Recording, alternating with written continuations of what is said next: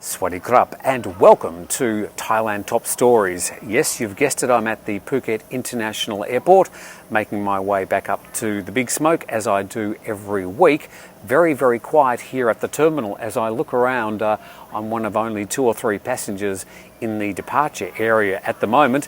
It's around about 7 a.m. in the morning. Certainly there seems to be plenty of flights on the board.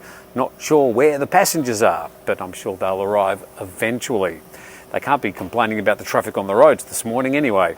But there are stories we've got to tell you about some possible changes to announcements made last Friday about the changes in testing when international travellers get to Thailand. And also, well, like it or not, we'll be bringing you the very latest about this Omicron situation.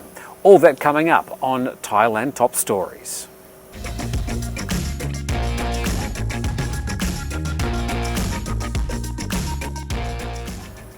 The Thai government is looking to reverse last Friday's announcement to ditch the PCR tests on arrival in Thailand, with rapid antigen testing following the emergence of the COVID variant Omicron. Last Friday's decision by the CCSA to move to antigen testing was made to make the arrival process easier for travellers from 63 countries on the Test and Go scheme. Now, the Deputy Health Minister says the PCR test would be more effective than antigen testing in keeping the new variant at bay and hopefully out of Thailand. Travellers from 8 countries in southern Africa are now denied entry into Thailand. The list of countries that can enter Thailand at the moment, currently at 63, will be reviewed again in a few weeks. The cut-off time for alcohol sales at restaurants in Bangkok is being pushed from 9 p.m. to 11 p.m. The BMA governor has signed a provincial order allowing restaurants to serve alcohol until 11 starting tomorrow. Under the order, entertainment venues such as bars and nightclubs will still have to remain closed until at least the end of the year. The Tourism Ministry is also pushing to extend alcohol sales to midnight on Christmas and New Year in other Blue Zone provinces, including Phuket, Phang Nga and Krabi, which are approved to welcome foreign travellers under pilot schemes where restaurants in those provinces can serve something a bit more exciting than lemonade during your dinner. No good news for Pattayar's bar and nightlife scene at this stage. It might be another 2 to 3 years until Bangkok's historic Hua Lompong station is developed for commercial use. The BMA's Town Planning and Development has put a hold on the State Railways of Thailand's request to develop the historic station and surrounding buildings for another 2 to 3 years. The 120 Rai site, planned for rebuilding as a mixed-use project, falls under the Blue Zone in the city's town planning, which needs to be changed to commercial use before anything can happen to the site. But the SRT can make a request to City Hall for a change of land use while the new town planning blueprint is being worked out. The SRT are in massive debt and were looking at the Hua Lompong project, now sitting on expensive land, as a way out of the red.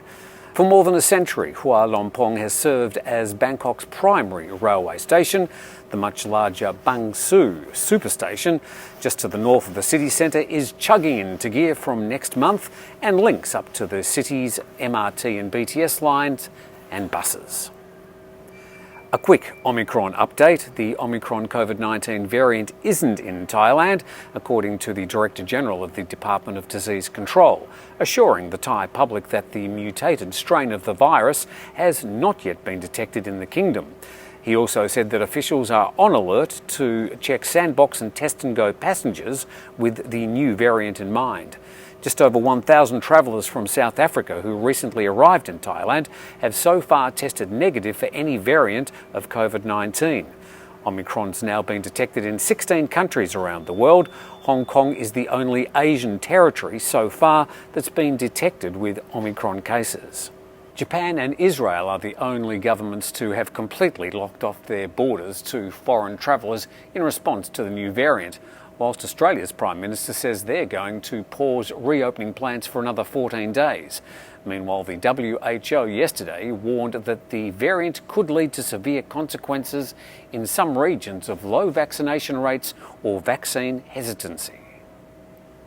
The Philippines launched an ambitious drive to vaccinate 9 million people in just 3 days, deploying security forces and thousands of volunteers in a program made urgent by possible threats of the Omicron variant. 3 million daily vaccinations would be nearly 4 times the national average of around 830,000 during the past month. Logistics and vaccine hesitancy remain hurdles in the deeply Catholic country. Only a third of the Philippines' 110 million population are vaccinated. Philippines President Duterte announced the targets in Manila yesterday. And ousted Myanmar leader Aung San Suu Kyi is expected to hear the verdict in her incitement trial today, the first judgment from her many junta court cases that could see her jailed for decades by the Burmese military, who staged a coup last February, ending Myanmar's brief democratic interlude. The Nobel laureate has been detained since February the 1st.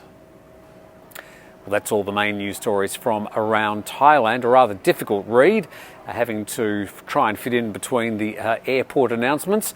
Thanks to Jason for all the editing and putting the puzzle together today.